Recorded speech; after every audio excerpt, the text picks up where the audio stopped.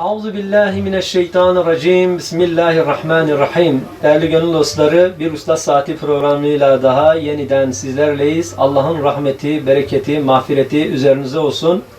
Değerli dostlar, isteklerinize Usta Saati başladı. Saatlerimiz 16'yı gösteriyor. Sizler de istek ve armağanlarınız için 0539 257 37 37 WhatsApp, Telegram ve canlı yayın numaralarımızdan bizlere ulaşabilirsiniz.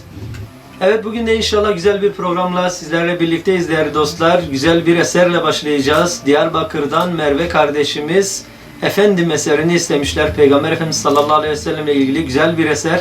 Hemen bu güzel eseri dinleyelim. Sonrasında birlikteliğimiz devam edecek.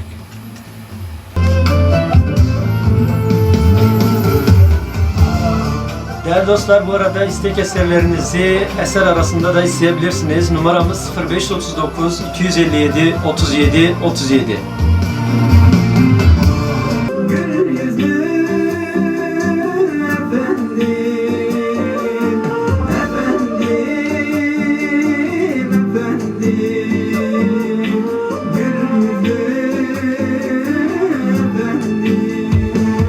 Öncelikle Çağrı FM olarak tüm meslektaşlarımızın Dünya Radyolar Günü'nü tebrik ediyoruz. Rabbim hayırlara vesile kılsın inşallah.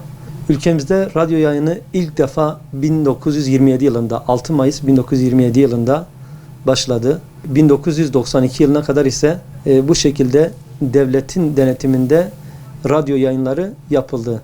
1992 yılına gelindiğinde ise artık özel radyolar, müzik radyoları, sohbet, Kur'an radyoları falan açıldı ve herkes özel radyolarla sesini duyurabildi. Ülkemizde baktığımız zaman, daha doğrusu dünyaya baktığımız zaman insanların %75'inin evinde radyo var, radyo bulunmakta. Ve hakikaten biz de şu anda bazı araştırmalar yaptığımız zaman, geçen yıllarda bazı araştırmalar yaptık ve gerçekten televizyondan sonra medya basını olarak en çok radyo dinleniyor. İşte kimisi arabadayken, dolmuştayken, ondan sonra ev hanımı işte yemek yaparken, kimisi esnaf dükkanında radyo dinliyor. Ülkemizde şu anda 1078 tane radyo bulunmakta. Bunların 35'i ulusal, 99'u bölgesel ve 944'ü ise genel yayın yapmaktadır. Çağrı FM olarak İslami bir radyoyuz. İslami çizgide bir radyo yapmaktayız.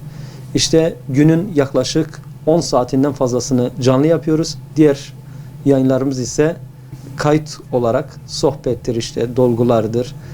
Ve İslami çizgide şu anda televizyonun sayesinde, Rehber TV'nin sayesinde biz 3 kıtada da yayın yapmaktayız. Televizyon üzerinden de yayınımız var.